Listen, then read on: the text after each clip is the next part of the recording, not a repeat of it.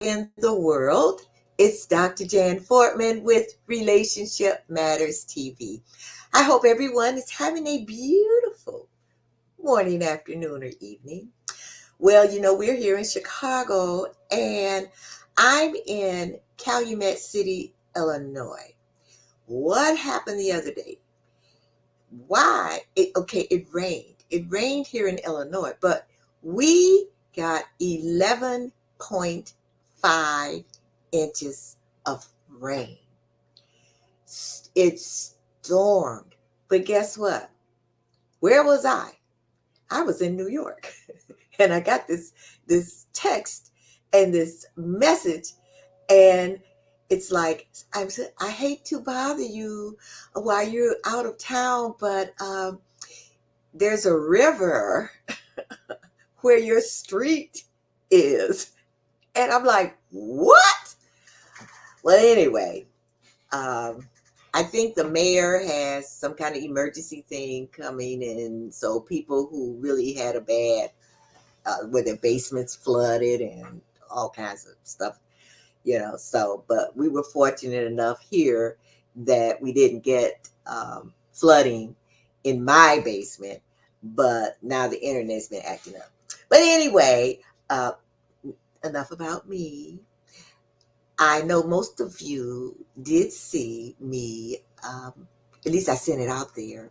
I was in New York and I got a billboard in Times Square, and I thought, oh, wow, ooh, kind of amazing. I was very excited.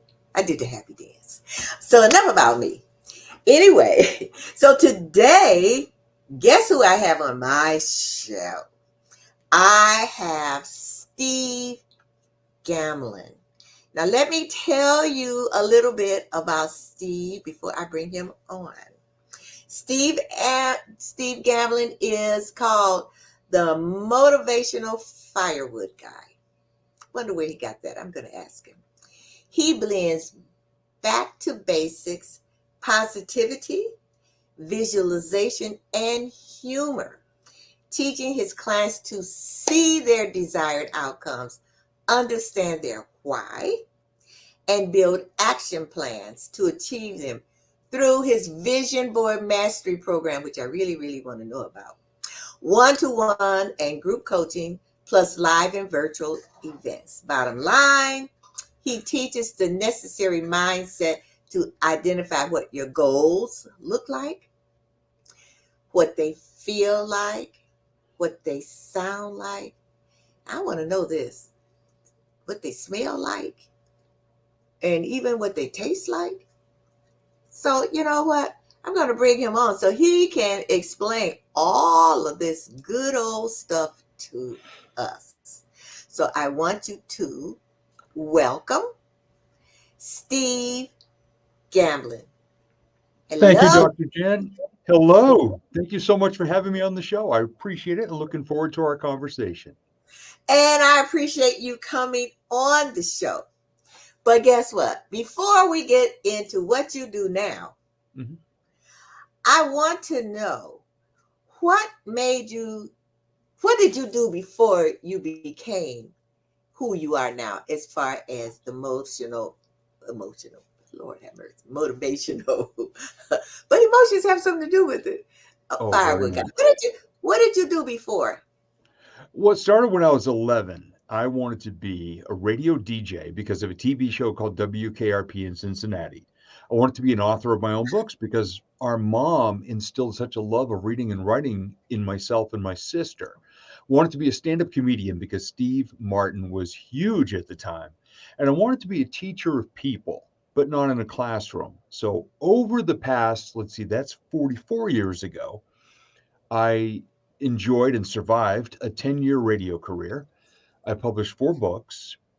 I performed 7 years as a stand-up comedian, and I've been a speaker now for a little over 19 years. So everything I wanted to do when I was 11, I've done. I just crashed and burned my life a couple of times in between a few of them. 11. Yeah. You know, I'm trying to remember way back in when I was 11. I didn't want to be anything. You know what I'm saying? I Yeah. was just I, wow. And it's amazing to me that at 11 you decided what you wanted to do, what you wanted to be, and you were now all of that. What did it take for you to get to where you are now? Long before I started actually talking about it, I was doing visualization. I was acting as if, which is something that Jack Canfield, who's a hero of mine in the personal development world, the radio DJ on TV had this great recording studio and all this equipment and all that, and I had this cheap discount old record player with a dual cassette deck, and here I am pushing buttons and making clunky noises all over the place. But I was actually pretending I was a radio DJ. When I was 11 years old, my dad had this little tape recorder that I borrowed, and I played my records and my cassettes, and I talked in between the songs. And I wish I still had those. I'd love to hear what I sounded like at 11. Wow. But every little thing, here's a part of my life not everybody's aware of. My self-confidence was non-existent for years. My self-talk was terrible. So I would want to be something or do something, but I kept holding myself back. And every once in a while, a nice little guardian angel would show up in the form of a friend who would ask, why didn't you ever do that? And when I get tired of being asked and all the excuses were gone, I'd say, I don't know. And I would try it and then I would love it. And on came the next level and the next and the next. And it's just been a series of surrounding myself with really good people and continuously rising out of the ashes. I joke on stage that my phoenix rides a pogo stick. It's not like Hollywood. I fly high and then something happens and I fall and all my tail feathers burn off, but then I come up out of the fire again. And, when tail feathers grow back, they're stronger and the colors are more vibrant because of everything you learned. And you just keep coming back better. But you've got to work hard to always, trust in your faith and in yourself and in the people you surround yourself with to just keep rising back up. Okay. So you say you crashed and burned. Oh, yeah. What do you mean? About 20 years ago, I worked about 15 years worth of hours in 10 during my radio career, and I burnt myself into the ground physically, mentally, emotionally. My first marriage was falling apart just due to lack of communication. So, in one fell swoop in a short window of time, I walked away from a successful radio career with only a little tiny weekend wedding DJ business to support me. Went through a divorce, and at age 35, I was $62,000 in debt and had to move back in with family because I Ooh. wasn't paying attention to the bills. Ooh. And at 35, was in the worst shape I'd been in my entire life, physically, mentally, emotionally. I mean, I was just, and I sat there. If you remember the old Wile E. Coyote and Roadrunner cartoons, Mhm. where he just keeps going off the cliff all the time, I said, yeah, I put on those Acme rocket roller skates just like Wile E. Coyote, and I took a header right off that cliff and just landed in the bottom of the canyon in a little poof of dust. And that was my life. But looking back, it was the greatest thing that ever happened to me because it woke up the rest of those dreams that I'd wanted to do and the person I wanted to become, but hadn't. I didn't believe in myself. I was frustrated. And I just crawled into a hole for about a year or so trying to figure out what I wanted to do. And once again, the right people showed up with the right questions. Wow. Relationships. Yeah. Yeah. Wow. Wow. Wow. And so it took a lot. A lot of people crash and burn and they stay. Yeah. you know, but you had something within you. So I guess your self talk changed. Your negative self talk changed to positive. And like you said, the right people showing up at the right time to lift you up. Yeah. Yeah. The self talk eventually changed, but that first decade of the new millennium, it was actually worse than ever. Even though I Oh, became a speaker, I became a comedian, I started publishing my books, my self talk was really bad up until around 2011. But here's the thing, I was a comedian, I was a humorous motivational speaker. I could be self deprecating, but I could get laughs. So I didn't see the damage I was causing to myself. I thought it was okay if people were laughing. until a friend of mine intervened upon me. Again, it was a friend I had only known for a short amount of time, and he invited me to speak at one of his events. And on the third day, I was running out of material. I woke up in a bad mood that day, and in the middle of my presentation, I started to be very self-deprecating, and people were laughing. So I didn't think there was anything wrong until the end of the event, and all the people went home. He goes, "Hang on a second," and he put a circle of chairs out, and he put one in the middle. He goes, "That one's yours." I went, uh-oh. And then he said, "If I ever hear you talking about yourself like you just did on that stage, we will no longer be friends, and you're not invited into any of my stages ever." He goes, "Bro, that was brutal to watch. And you're better than that. You're better than you give yourself credit for." He goes, "Man, you're one of the best speakers I've ever seen, and you don't even know it. And you don't believe in yourself enough to be great." And I Wow. mean, I'm emotional now talking about it, and that was 12 years ago. Wow. That was when it finally dawned on me what I was doing, and that was where the tide turned. And I look back now, I read my journals from the early 2000s. I mean, I refer to myself as Hurricane Knucklehead Category 5. I mean, Okay. I was creative and funny, but I was pretty brutal back then with my self-talk, and I realized how much that hurt me for so long. I said I'd bad self-talk for years, and by the way, that's pronounced decades, which is actually true. Okay. Now you've made me think differently about comedians with that self-deprecating kind of comedy, you Right. know? Uh, and we laugh, you know what I'm saying? And we think it's so funny. But what you're telling me is actually where it's coming from, because we think, oh, it's just material, that they made up. They something happened in their lives, and they're making it funny, but it's not really, really in here. It's just something that they're saying to make us laugh. But Yeah. you put a different light on it. I never thought about that. So what made you decide to go into motivational coaching?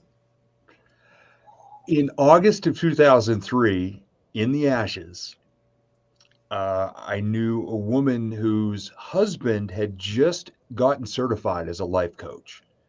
And he was Hmm. also a bass player in a band. And I had a recording studio at my dad's house where I was living at the time. And she said, "Hey, if you let the band come in and do a little demo, he'll coach you for free for a while." So I said, "Okay, my life's a mess. Sure, why not?"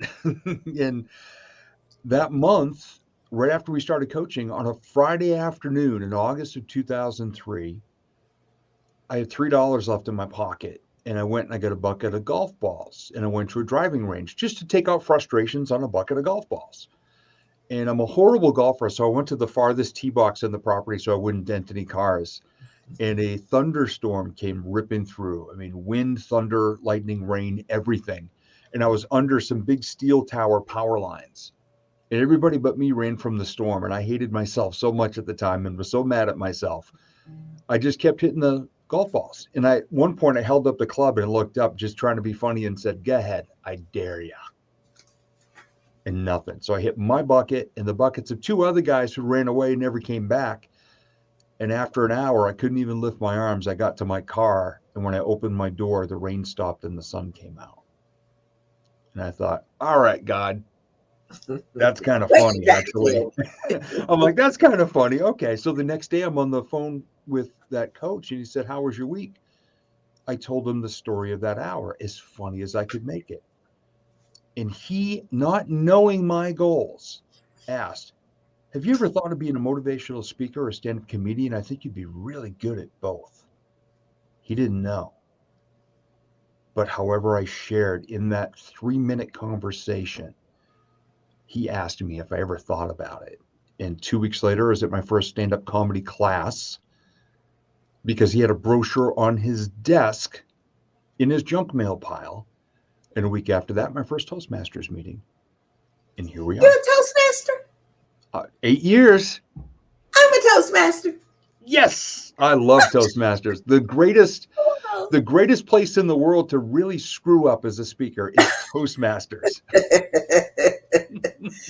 Wow, 8 years? Yeah, because Are I you a used to DJ? love to compete. I loved being in the competition, so I hung out for 8 years, and I traveled up into Canada several times in all the New England states, competing in speaking competitions, and I just loved it. So, which one, humor or international speaking, or both? I got as far as the districts on the international, and I didn't place first there. The humorously speaking, I won for our district in November of 2008. I drove 7.5 hours to speak for 6.5 minutes, and I won. And that was also the day I learned you do not joke with the Canadian Border Patrol. They don't think you're funny. I got my car pulled over and searched Oh, because I was trying to be funny. oh my goodness. Yeah. So now, so someone said to you, have you ever thought about being a motivational speaker? Yeah. But what did you think? Did you feel that you could motivate people? Hmm. Oh, I was already doing it. I just wasn't doing it as a job. I was always coaching people, encouraging people, cheering them on. I've been on a personal development journey of my own since I was 22 years old and bought Tony Robbins cassettes, Personal Power 2, when I was about 22 years old. Been reading Let's books see. forever. And I was always the one that people would come Some of to it. with their Okay. challenges. And I guess I just never thought of it as an actual job. But when he asked and believed in me that I had the tools and the juice to do it, and I had nothing else going for me in my life at the time, I just jumped on it and said, yeah, I have, but I don't know how to pursue it. And he had the two suggestions. Wow. You know, and I think a lot of people who are motivational coaches come from their own background. In other words, they were giving people help and helping people with their goals and all of that for free, or just, people like come to them. But they never think of it, like you say, as a career. So now you call yourself the motivational firewood guy. Yep. Where'd you get that? My very first National Speakers Association of New England meeting, I went as a visitor down near Boston. And I drove down there, and of course, all the members have these lanyards and plastic badges and all this fancy stuff. And I got the little "hello, my name is," and write my name on it in a Sharpie. I'm Steve. And everybody else is all fancy with letters and awards, and I'm Steve. And a gentleman at the front table, he said, "Hello, Steve. It's nice to have you here with us. My name is Don. So, what do you do as a speaker?" I said, "Well, I like to motivate people." And he goes, "Okay, Steve, I know you're new, but we all do that. What sets you apart?" And God love him. He had the patience of the saint, because about 3 to 5 minutes later, I finally threw my hands up after giving all these weak definitions and answers that he kept going, "No, not that, not that, not quite." I said, "Don, you know what? If people are coming to hear me speak, then they've got a little tiny spark of something in their heart that they want their life to be better. And if I share a story, a tip, a lesson, a tactic, a strategy, or something that inspires them to take action," I said, "it's kind of like I gave them a piece of motivational firewood." Ooh. And he snapped his fingers. He says, "Right there." He goes, "Do you know anything about trademarks?" I said, "Nope." He said, "I'll tell you what. That's interesting. That's unique. But you know what I like the most?" He goes, "The way your face just lit up when you said it that way." He goes, "Young man, that's really good." And so I ponied up about $1,200, and I have owned the trademark on the phrase motivational firewood ever since. Wow. Wow. And that's still the way I look at it. Every time I'm on a stage, I said, someone in here's got a spark. And I say that to myself. And I aim for the corners or the back row or the shadows. I said, that's where the people with a little spark and a lot of fear sit, because that's where I used to sit. So I always say I got to unload some firewood here today. And that's what I'm doing here on your show. So thank you for inviting me. I like that. I really like that. So now you do visualization coaching. Yeah, that's my What's favorite. that? Okay. Something I learned early on when I was working with Coach Dan, that was the gentleman back in the early 2000s. He encouraged me to get the DVD version of The Secret, which had just come out, which was kind of a basics course about the law of attraction and how it works. And there was a gentleman in there named John Assaraf. And for about 2.5 minutes, he talked about this thing called vision boards. And I looked at it and I said, okay, well, he's got a bunch of material things and stuff. And I thought after a while, well, that could probably work for every part of your life. And I started making vision boards. And my first ones were absolutely terrible because they were all material things because I was broke. Okay. I'm not a material thing guy. I'm about experiences and emotions and connection and all these other things. So I started to do a little deeper digging. I would never buy anybody's course or book on vision boards. I just wanted to learn it organically. So I took a little bit here, a little bit there. And slowly I started to put boards together that included 8 different areas of our lives. And it's from a life wheel, pretty standard tool. Mm-hmm. Your physical health, your emotional well-being, your relationships, Mm-hmm. your core values that guide everything you do, your faith and spirituality that do the same from a different direction, your connection to people, and then your career and your money. Mm-hmm. And I slowly started to realize all these things together make up your entire life. So it's not that work life balance thing. But then when I started to do it and I realized just having a picture wasn't enough, I started to connect all of my senses, going back to what do your goals look like, feel like, sound like, smell like, taste like.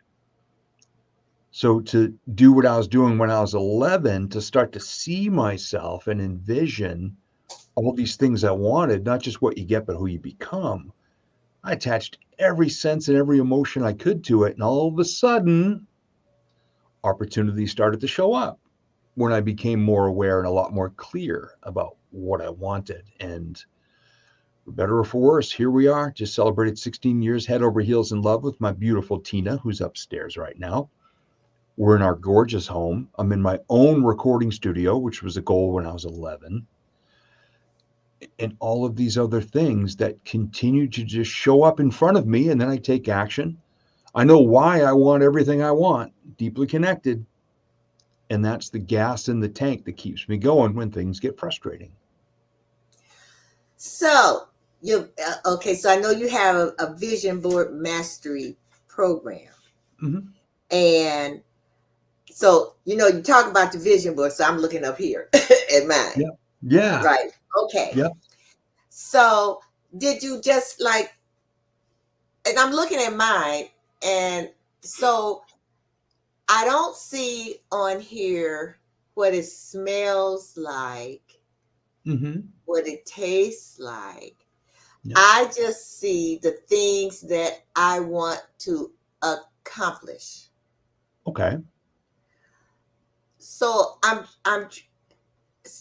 how do I make a vision board with how is it going to smell? How is it going to taste?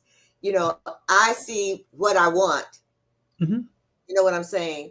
And Oh but I yeah. don't have how I'm going to feel, although I know how I'm going to feel. Yeah. You know, and so my thing is, how do you do that? And how do you make your vision board come to life? You know what I'm saying? In other Yeah. words, I got a whole bunch of stuff here, including meeting Oprah and Tyler Hey, Perry. Oprah should be on the vision board starter kit for people like us. I think you should just, when you buy the board at the craft store, there should already be a picture of Oprah. And I'll tell you exactly the true story. Oprah was on my first 4 or 5 vision boards. Now here's where the action comes in. After the third or fourth year of me putting a picture of Oprah on my boards, I looked at it and I said, "Hey Oprah, You haven't called me yet. So let me see what you're up to. So I went to her website. This was around 2010. So I go to her website, see what's going on. And there's a tab that says, hey, we have an Oprah channel on XM satellite radio with all her friends hosting shows 24/7.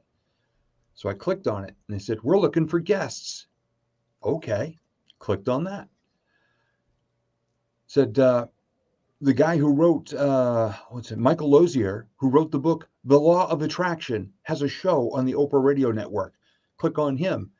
Says, hey, share your law of attraction story in 250 words or less. So I told the story of how my Tina and I fell in love. Okay. Within one business day, I received a phone call from a producer at Harpo Radio. Her name is Lola Vanderpoy. She is from the UK and she is simply delightful. She said, Michael Lozier loved your story. He'd love to have you on Thursday's show if you're amenable to that. And I said, Lola, I don't know what amenable means, but I'll be there. And she started laughing and she goes, I already like you. I was invited back for 3 other shows on Oprah's radio network talking about soulmates, law of attraction, meeting your perfect partner, and visualizing your life, all because I took action Right. on the picture of Oprah on my board. Wow. So, what did it smell like? That one didn't necessarily have a smell. But to go back to your question on that, and I apologize if I didn't answer it in a timely manner. The stories that you tell about each of the things, and I'll give you the perfect example for smell, only because a buddy of mine recently put up, he saw a home that he would love to buy someday and live in. And I said, okay. He goes, okay, Steve, I put the picture on my vision board. I said, okay. Now what do I do? I said, you like to barbecue? He goes, oh, I got a smoker and a grill, and we have that little fire pit that we want to have on our patio someday. I'm like, great. What's the first thing you're going to make when you have all your buddies over after they help you move in for the barbecue? He goes, oh man, I'm going to do ribs. I'm going to roast up some potatoes and we're going to have some sausages and burgers and all this. I said, yeah. I said, in the smoker, what's your favorite wood chip to use? He goes, oh, hickory. I said, okay. What's your backyard going to smell like? The first barbecue you have in that home. I said, I want you to look at that picture right now. I want you to imagine yourself in the backyard grilling. I said, close your eyes, breathe it in. I said, who's there? Who are your buddies? And he named off a few of his buddies. And I said, why are they there? He goes, they all have trucks. I said, okay, that's a good enough excuse. So you get a bunch of trucks in the driveway. You got your smoker going, your grill going, your little fire pit going. Your first night at your new home, you're smelling ribs, burgers, hot dogs, potatoes, all this stuff. I said, how's that feel now? And he just had this huge smile on his face. I said, man, we just hit every one of your senses. So you're not just looking at a picture of a house. You've put yourself right into the story and you've touched every single one of your senses with that picture. I said, that's how vision boards work, the way I teach them. And I always disclaim by saying the way I teach it, because there's no one set way. But my way and my program all comes out of my 7 years putting my life back together and taking a lot of notes. That's exactly what my program consists of, is everything I went through to go from in the ashes to flying high, per my definition of success. Okay. So, I got a question here that came in. Yeah. Did you have a mentor at age 11 up until now? I've had several mentors. At the time, I did not. I mean, I was just an 11-year-old kid sitting in his room pretending to be a radio DJ. But Okay. I've had a few mentors, and I've had 2 guardian angels who were both named Dan. One Oh, who asked me at 24, broke and depressed, why I never got into radio. And Coach Dan in 2003, who asked me if I ever thought of being a motivational speaker or a stand-up comedian. okay. But I've had some coaches, and I have coaches now and mentors Oh, yeah. who Yeah. who guide me and keep me going. And if they see me taking my foot off the gas, they put their hand on my knee and put my big size 12 foot back down on that gas pedal to keep going. Okay. And here's another one that came in. Um, Is there anyone that you can think of that took advantage of your motivational advice that exceeded your expectations? Oh gosh, as soon as you said that, one of my very first one-on-one coaching clients, her name is Jen, and Jen works for a company that I get hired by every year. And she Okay. said, Steve, I've got a goal. I want to go on a safari in Africa. She says, I love giraffes. That's her favorite animal on the planet. I would love to go on a safari and see them in their habitat. And while I'm there, I would love to volunteer with some sort of a program, maybe a church group, to do a little time to give back while I'm there. So I said, oh, okay, this is going to be amazing. So, in addition to all of our other goals, we created her vision for going to Africa. And I said, all right, how much is it going to cost? I don't know. Do you have a travel agent? Not yet. How long do you want to take to save up to go? She goes, I don't know. Within a very short amount of time, she got the price, determined it would take her 2 years growing her business to be able to save up for it. In 2 years and 1.5 months, she hit it. And we Ooh. created tracking systems. I gave her a hashtag, Giraffe Africa. Poof, Giraffrica Jen. Everybody still calls her Giraffrica My Jen. goodness.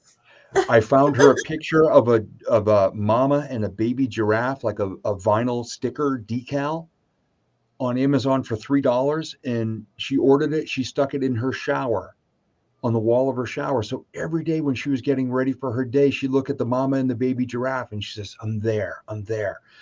All these things. Other people started to hear about her goal. They sent her giraffe earrings, a giraffe necklace, a pen set that was 4 jungle animals, one of which was the giraffe. All of these things started to show up and all these people started to cheer her on. I found a kid's coloring book with a picture of a giraffe. And we determined it was going to take $10,000 for her to save up over the course of 2 years, in addition to all of her other goals. I colored in the spots, 500, 500, 500, 500, 500. I sent it to her. Every time she banked $500, she did a Facebook Live to her entire business and client base. And on camera, she would color in a $500 dot. It became a weekly Friday experience. Every time she did that. There's a radio station that used to play the song Africa every Friday morning after a certain contest they were doing. So she would listen to it every Friday morning and that would start her day. I All know of that these song things and people showed up. Oh, it's a wonderful song. from And out there, Australian, I think. Yeah. Go ahead. yeah, yeah. So all Wow. of these things, I mean, from her just saying, Steve, I want to go to Africa on a safari, we went, I mean, we just hit it with intention and a super clear vision. And when she was supposed to go, that's when the pandemic started. It Whoa. got bumped 3 years in a row. She's now going next summer. It's Okay. reset. The money is still there, and she's set to go. And everybody has still been cheering her on. This is almost 5 years now since we started. Wow. Action and intention. Wow. And All right, tracking Oprah, here. results. So I got to take Yeah. a brief commercial. But when Yeah. we come back, I want to talk about um, comedy and your Sure. humor coaching. Yeah. Okay. All right. So we will be right back after this really brief commercial. So come right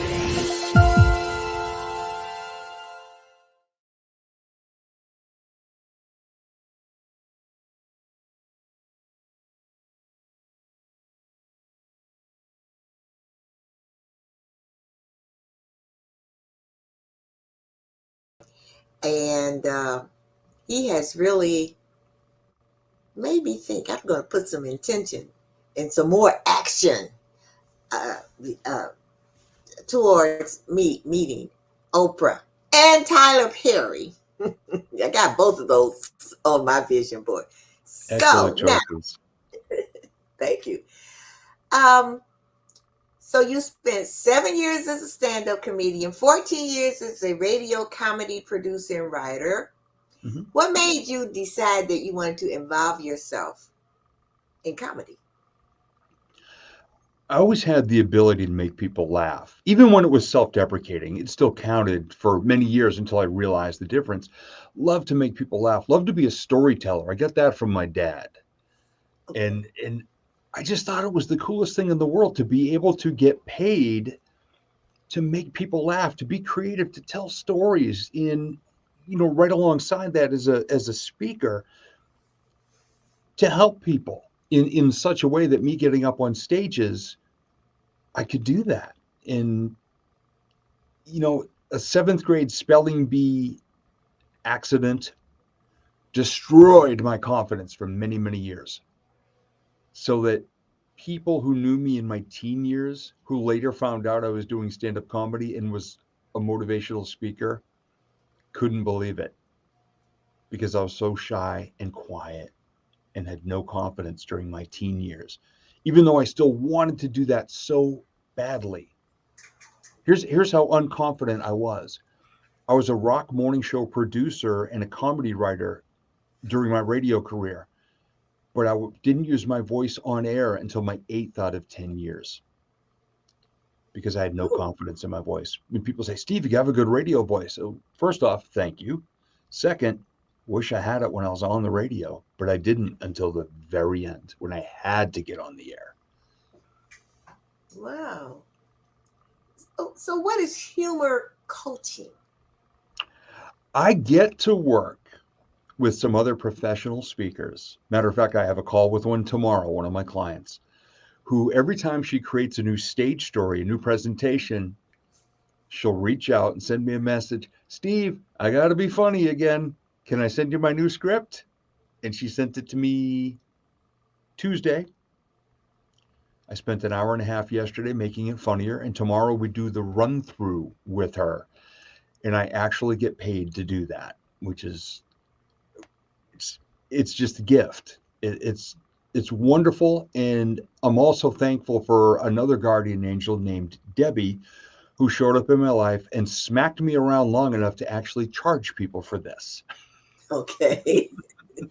Because just like all of the other things in coaching, I did it for free for many years because I didn't think it was that special of a skill until she told me nobody else can do it as easily as you can. And there's a value to that. And I don't want to hear you ever say again, you did it for free. So the first time I got paid, I called her and she was jumping up and down on the phone, cheering, finally, told you.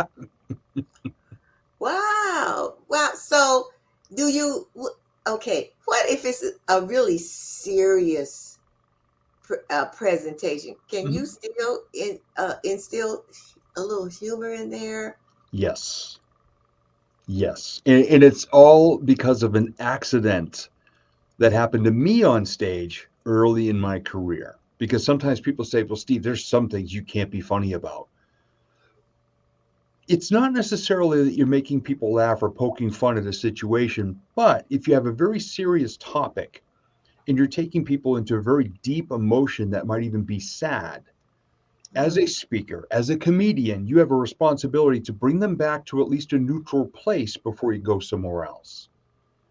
And I okay. learned the hard way, never leave people sad. I talked about when I got into radio because a friend asked me, why didn't you ever get into the radio? You're broken, depressed, 24 years old on your grandfather's couch. You barely graduated college. You're going nowhere.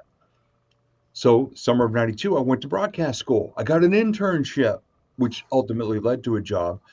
And I drove to that friend's house to share the good news. And of course, I got the I told you so speech. Well, one day early in my career, I was telling that story because I forgot what I was supposed to say next. And I panicked. And I said, let me tell you the story about somebody. I had a friend who believed in me when I didn't. And I told the story of my friend. Well, that friend passed away 3 weeks after I got my first radio job. He had cancer and he was 23 years old and he died.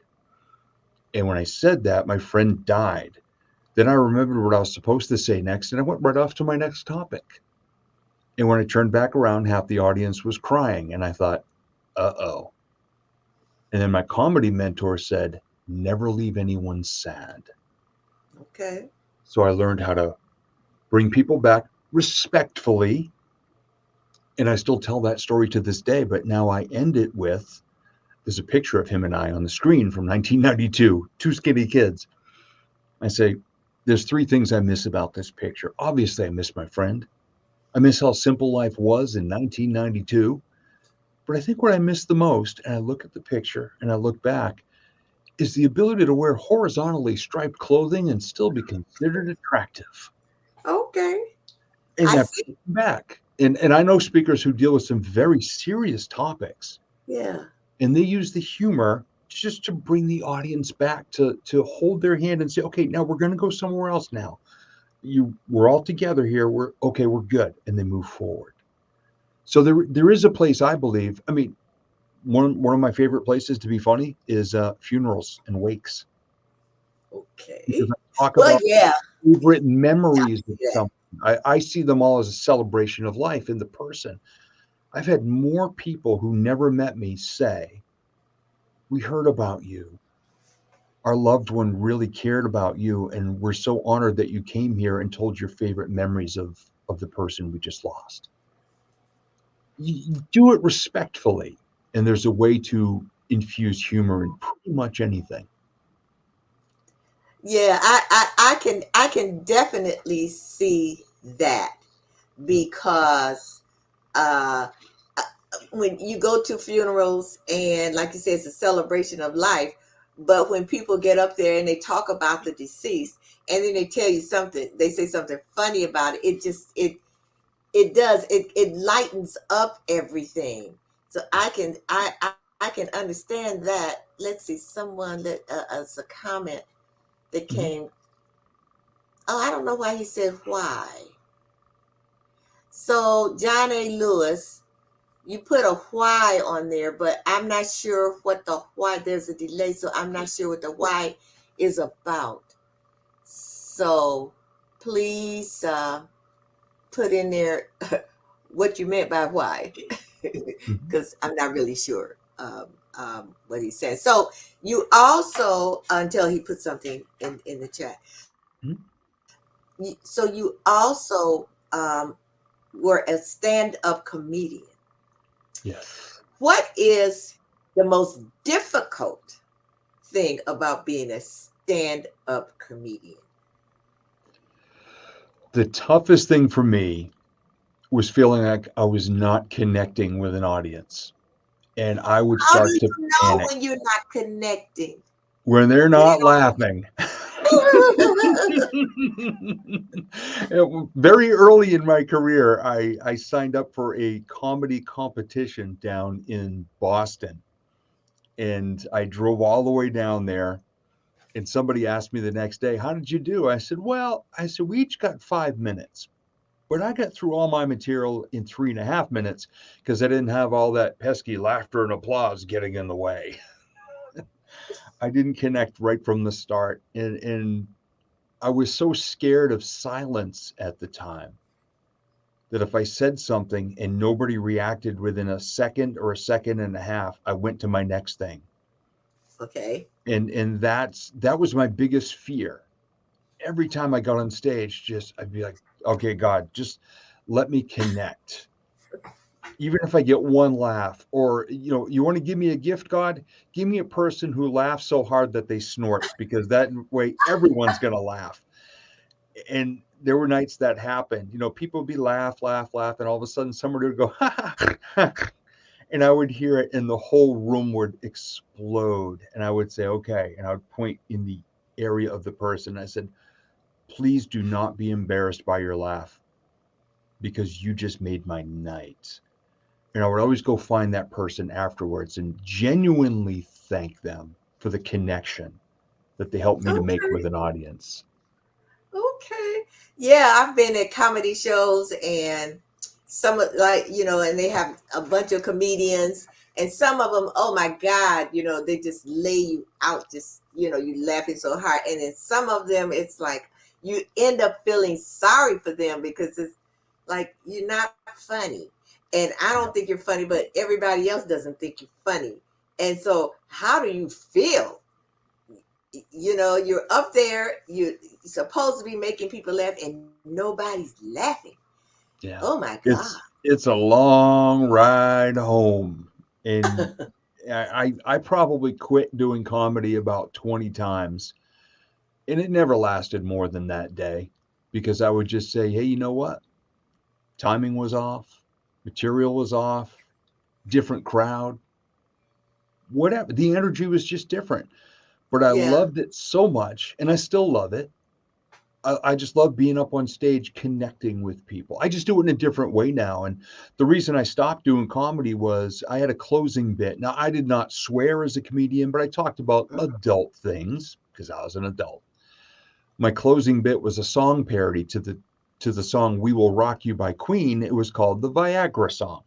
That was my closing bit. It did wonderfully. It had 37,500 views on YouTube. Okay.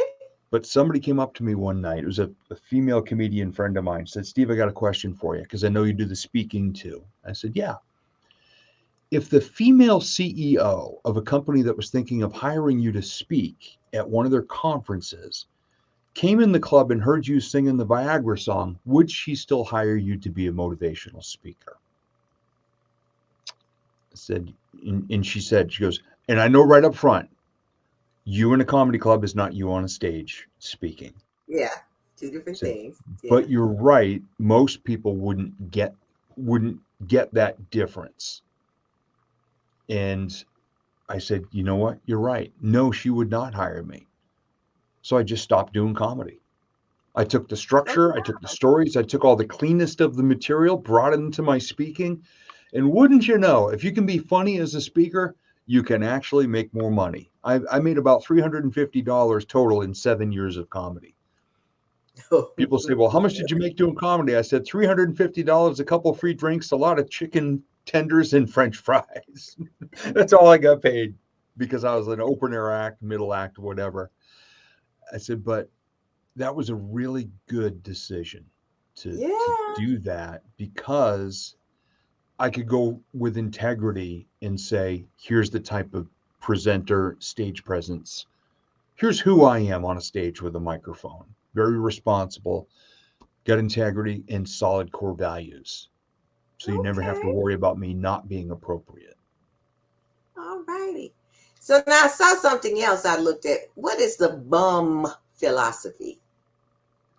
Oh, the Beach Bum philanthropy is actually it started off as an acts of kindness giving mission my family started to do about 12 years ago. We just decided as a family, hey, you know what? When Oh, we were kids, mom wanted to do a little charity thing to help especially homeless veterans. And we never really did anything with it. And about 12 years ago, my mom found an article in the local newspaper that there was a little shelter a mile from the house I grew up in that was helping homeless veterans. And she goes, well, we should call them and see what they need.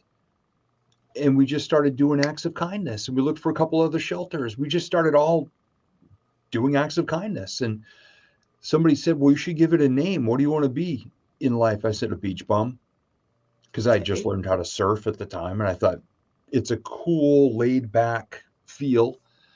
So, Beach Bum Philanthropy. And almost Okay. 3 years ago, it became an official 501c3 because people wanted to give us money to do acts of kindness. That's wonderful. So, we make giving look so cool and so much fun, which it is, that people wanted to be a part of it. So we made it a 501c3. My sister, who is a CPA and is very patient with paperwork, filled out Okay. all the government forms and we became a 501c3. And we were almost celebrating our third year as an official nonprofit. Wow, wonderful. My last question. Well, no, next to last. Who is Mhm. Super Teddy? Super Teddy was a rescued Yorkie Pomeranian. He was born in 2009 to a stray mama dog down in New Orleans, and he was the only survivor of his litter. And somebody saw that a mama dog had given birth, in an alleyway or somewhere down in New Orleans. And so the animal rescue people came and they saved him. And he got fostered down there for a bit. When he was old enough to travel, one of those amazing nonprofits evacuated him to New England.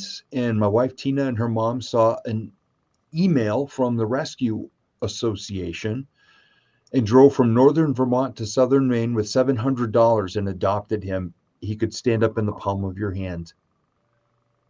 And he was Oh, loving a fur coat. And I loved him the moment I saw him. And according to my mother-in-law, I started pimping him out instantly. And his name was his given name was Maximus, which was hysterical because he could stand up in the palm of your hand. You should have just called him Minimus. He was that small. But then my wife Tina named him Teddy, and he had a red sweater. I mean, he was pimping big time. He had like 20 sweaters. And he okay. used to lay with his front legs out and his back legs out with his red sweater. And I said, he looks like Superman. So we started calling him Super Teddy. I Oh, started to include him in my motivational stuff. We'd put quotes with his pictures. And people said, well, he should write a book of his own quotes. He did. It was called Bust Out of Your Crate, Super Teddy's Top 20 Tips for People to Be as Happy as Dogs. And that's then we made a postcard series because people wanted to cut the pages out of the book and send them to people. So we made postcards. And he was in 2 fundraising calendars. And we had him as part of our lives for 11 years. oh my In goodness. 10 days after he passed, I did a total law of attraction miracle. And his favorite toy was a stuffed giraffe. Oh, A oh, baby giraffe was born at the Virginia Zoo. Again, the giraffes, right? A baby yeah. giraffe was born at the Virginia Zoo the week he passed away. And we saw on their Facebook page, hey, we want to give this baby giraffe a name. Send us a small donation with your suggestion. The top 5 vote getters. I reached out to Giraffica Jen and she told everybody. Top 5 vote getters will be in the final. And then we're going to do this thing where everybody holds up a branch. Whoever the baby giraffe's father bites the branch of is going to be his son's brand new name. He picked the Teddy branch live Wow. on a Facebook video. So 10 days after he passed away, Teddy's name got transferred to a baby giraffe who was just gorgeous. Wow, that is a wonderful story. I got this last because we only got 4 minutes. Okay. This last question that came in. Mhm. Before you leave, can you give us one of your favorite jokes? I never actually told jokes. It was all stories. Okay. Gosh, yeah, and people ask me that all the time, and I'm never offended by it, but I hate to disappoint people. I just don't tell jokes. It was all routines and stories, kind of longer Okay. form stuff. Okay. Well, whoever sent this in, you heard. Sorry. I'm He sorry. doesn't tell jokes. So we only got a couple of minutes. What would you like to leave our audience with? A lesson I learned from observing one of my grandfathers, and he never verbalized it, but he lived it every day. Leave at least one situation a day better than you find it. And if you do that, you're going to send ripples out in every direction. Someone's always watching. And if you just do the right thing and try to leave a situation better than you find it, you're going to make the world a better place. And you're going to find out that you're happier for it. So wherever I go, I look around and I ask myself, what's that one thing I can do? And I wind up playing shopping cart rodeo a lot of times. I go rescue shopping carts Okay. and bring them back to the store because it costs me nothing. And I have amazing conversations with people when I do that. So that's Okay. for my Pepe, my grandfather on the French side. That's Pep's lesson. Leave at least one situation a day better than you find it. I love that. Well, Steve, our time has gone back so fast. I know. But I want to thank you so much My for pleasure. being a guest on my show. And you know what? I think I'm looking at my vision, but I'm going to change it a little bit. Well, a whole lot. Well, just from what you said. I really am, and I'm going to let um, you know when because I got a door and it says open, and then there's Oprah, and then there's Tyler Perry. I'm going to let you know. yes. Yes. I'll All be right. expecting that call, and I look forward to it. And I'm already smiling now because I know it's going to happen. Thank you. Thank you, Steve. So you have a beautifully blessed rest of your day. Thank you very much. You as well. And thanks so much for entrusting me to share with your audience. I do appreciate it. All righty. Thank you so much again. All righty. Bye bye. Bye. Wow, this has been wonderful. This is and so all of you out there, if you got a vision board, you need to think about, not just slapping some pictures up there like I did, but you need to really think about how's it gonna smell, how's it gonna taste, how's it gonna feel, all of that, all of that. So now another comment came in, and it's time to go. Oh, John A. Lewis said, very good. All right. So we'll see you again next Thursday, same time, same place, for another awesome guest on Relationship Matters TV show. And I want you to remember, there are all kinds of relationships, and there are all kinds of relationship matters. Take care of your relationships. I'll see everybody again